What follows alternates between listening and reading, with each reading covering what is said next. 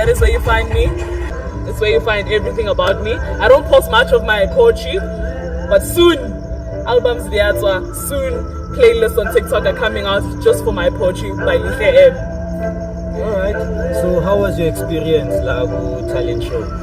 Oh, experience yami on the talent show. First thing, you know, supplies for our but when I actually got to experience the artsy side of it, where they also embrace the youth, it's not just also performer, but also as a youth, you know, trying to help you find new platforms.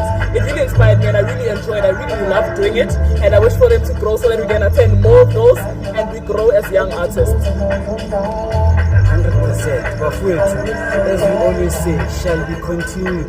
Stay tuned. Nizwele. Ulalele, unendlebe.